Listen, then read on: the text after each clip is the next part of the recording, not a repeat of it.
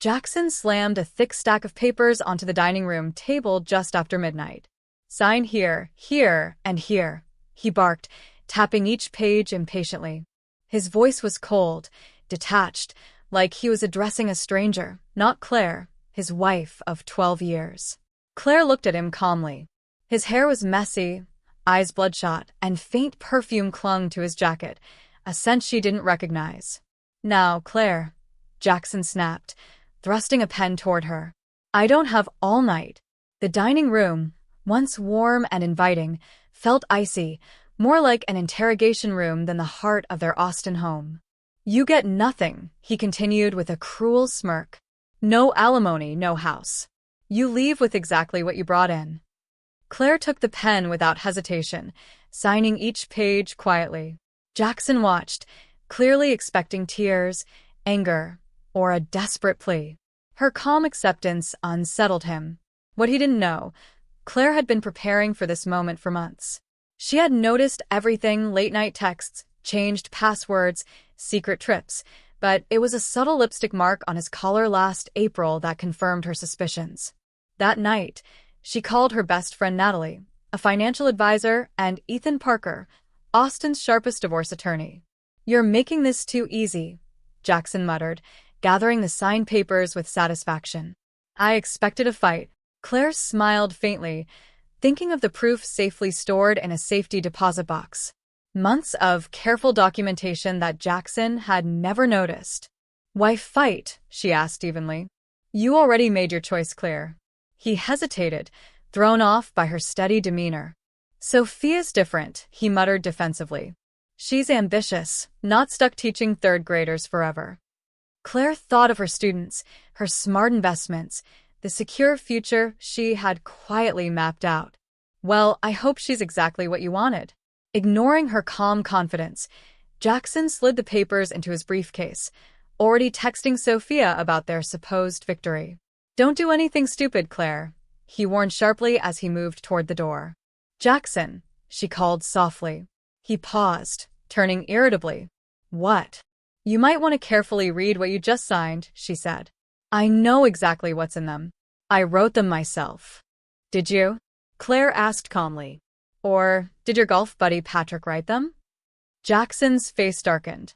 "How did you?" "Good night, Jackson," Claire said, turning to make tea. Moments later, the front door slammed. Claire leaned against the counter, exhaling, a quiet peace washing over her. Jackson thought he had outsmarted her. He hadn't. Patrick, his supposed legal expert, had made glaring errors. Ethan had spotted them immediately. The papers Jackson forced Claire to sign weren't divorce papers. They were documents transferring all joint assets into her name and including a sworn statement of his infidelity and financial misconduct. By morning, Jackson would discover the trap. The first frantic call came just before 7 a.m. Claire sipped coffee on the porch, watching his name flash across her phone. Text followed. "What did you do? These aren't right. Answer me." She placed the phone down with quiet satisfaction, watching the sunrise, imagining his realization unfold.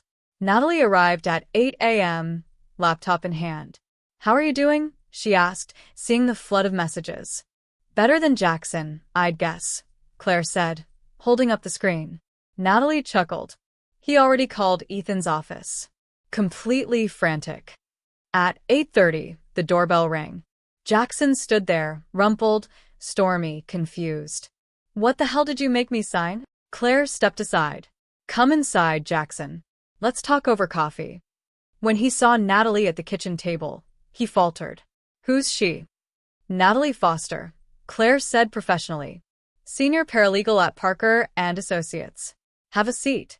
We have important matters to discuss." Jackson's face drained of color. Parker and Associates, Ethan Parker's firm. The very same. "Coffee," Claire offered softly. He ignored her, slamming the papers onto the table. "These aren't the divorce papers Patrick prepared. You switched them." "No, Jackson," I said calmly. "Those are exactly the papers you brought last night. You just never bothered to read them. Too busy texting Sophia, I suppose." Natalie opened her laptop smoothly. Mr. Harris, shall we review exactly what you've signed? First, she continued evenly, all joint assets have been transferred into Mrs. Harris's name, fully authorized by your signature on pages 3, 7, and 12. Additionally, you signed a sworn statement detailing your extramarital affair with Sophia Miller, including dates, locations, and financial records documenting purchases made with marital funds. Jackson slumped into a chair, blood draining from his face. This isn't legal. I'll fight. With Patrick's help, he stammered. Your unlicensed golfing buddy, who's currently under investigation for practicing law illegally. That should go well, I said innocently. You set me up, he whispered, glaring. No, Jackson, I corrected firmly. You set yourself up. I simply ensured everything was carefully documented. Natalie slid another thick folder across the table.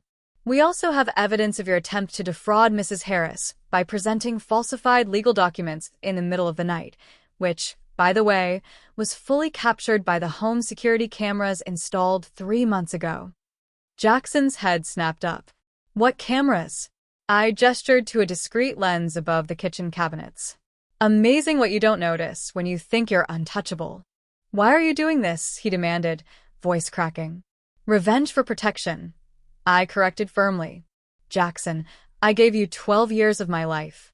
I supported your dreams, maintained our home, and believed in our shared future. And you repaid me by trying to discard me with nothing. Natalie slid another set of papers across the table. These are the actual divorce papers, properly prepared by Parker and Associates. You'll find the terms quite different from what you imagined. Jackson stared blankly, hands trembling. I don't have to sign these, he muttered. True, I said calmly. But then we proceed immediately with charges of attempted fraud, and your friend Patrick faces serious legal repercussions as your accomplice. Your choice. You can't prove, he started. Actually, Natalie interrupted, rotating her laptop toward him. We can prove everything.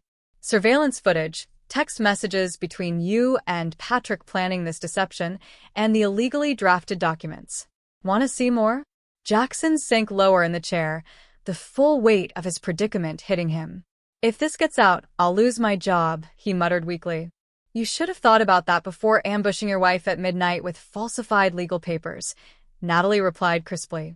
I stood silently, watching Jackson, my soon-to-be ex-husband, shrink under the reality of his defeat. The man who'd smugly thought he'd outsmarted me hours earlier now appeared small and helpless. You have 24 hours to review these documents with a licensed attorney, I told him firmly. After that, we move forward with fraud charges. And Jackson, I added quietly, next time you try to trick someone in the middle of the night, make sure they're not smarter than you. Jackson gathered the papers with trembling hands and walked toward the door. Before leaving, he hesitated. Claire, Your 24 hours begin now, I interrupted sharply. As soon as he left, Natalie turned to me, a satisfied smile crossing her face. Well, that went even better than we planned. I sat heavily at the table, finally letting out the breath I'd been holding for months. Natalie placed a comforting hand on my shoulder. You did the right thing, Claire. Jackson would be an idiot not to sign. I picked up my phone, now silent after hours of buzzing. The last text from Jackson simply read, You've changed. No, I whispered softly.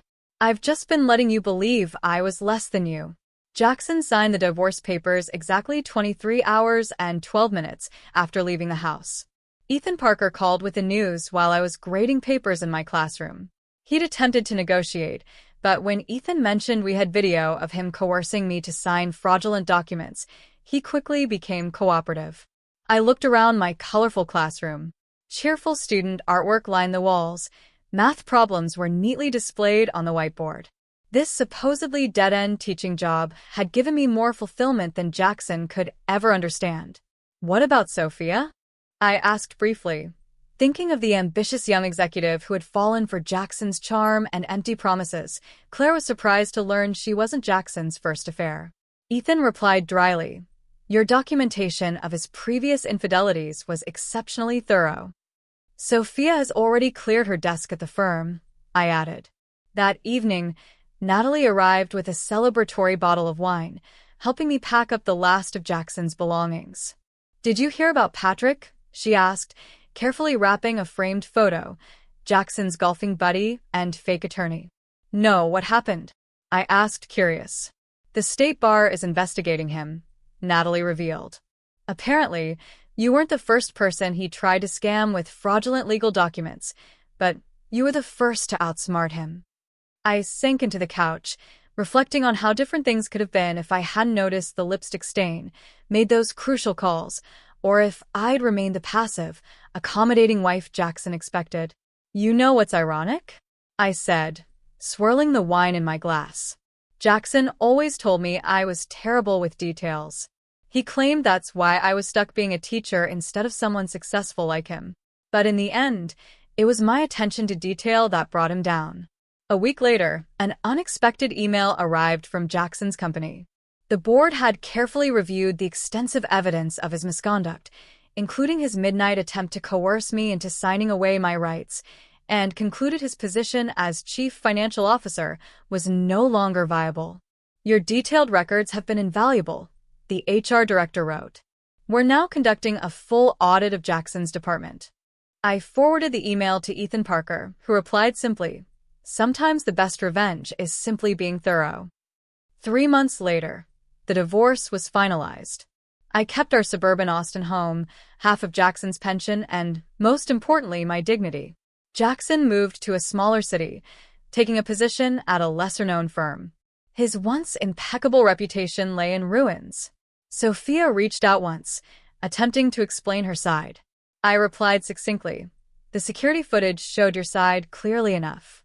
She never contacted me again. Exactly 1 year after that tense night in the kitchen, I sat at the same table where Jackson had tried to strip me of everything. The house was now truly mine, fully redecorated to reflect my tastes rather than his overly sophisticated preferences. Natalie arrived that evening bearing a small wrapped gift. "Happy Independence Day," she said, smiling warmly. I carefully unwrapped the package to reveal a framed photo, a security camera still of Jackson confidently pushing fraudulent papers across the table, completely unaware he was documenting his own downfall. "A reminder," Natalie explained with a grin, "that sometimes the best offense is letting your opponent believe they're winning." I hung the photo prominently in my new home office, a testament to quiet strength and a permanent reminder that the woman Jackson underestimated had been the architect of his undoing. Positioned next to my teaching certificates and a handwritten note from a former student, "Thank you for believing in me." It reminded me daily that strength often looks different than people expect. Last week, I ran into Jackson's mother at the local grocery store. She started to turn away awkwardly, but I called out warmly, "Hi, Margaret." She paused, replying stiffly, "I heard you received a promotion, head of elementary curriculum now." "Yes," I said warmly. "Seems paying attention to details is valued in education after all." Margaret hesitated, expression softening. "Jackson, he's not doing well. Sophia left him for someone more successful." "That's unfortunate," I replied sincerely. "I hope he learned something from it." As I walked away, I overheard Margaret softly admit, "We all underestimated you." That evening, I received a text from an unfamiliar number. It was Jackson. "I'm sorry. I should have appreciated what I had." I stared thoughtfully at the message, recalling the man who had stormed arrogantly into our kitchen that night, certain he would leave me with nothing. Calmly, I typed my reply. "Thank you for the apology. But you were wrong. I didn't end up with nothing. In the divorce, I got myself back." Then I quietly blocked his number, poured a glass of wine, and stepped onto the back porch. Settling into my favorite chair, I watched the Texas sunset fill the sky with vibrant colors, reflecting peacefully that sometimes victory isn't about fighting loudly. Sometimes the greatest strength comes from preparation, patience, and letting karma do its work. Jackson's biggest mistake had been underestimating me and ignoring the quiet power I'd held all along. If my story resonates with you, I invite you to share your experiences. Tell me what part inspired you, or offer advice you've learned through your own trials. Every word of support strengthens us, showing that reclaiming our lives is possible. The lesson is simple. Pay attention, trust your instincts, and never let someone else's underestimation define your reality. Life rewards preparation, patience, and quiet resilience. Keep detailed notes, not just of others' actions, but of your own worth.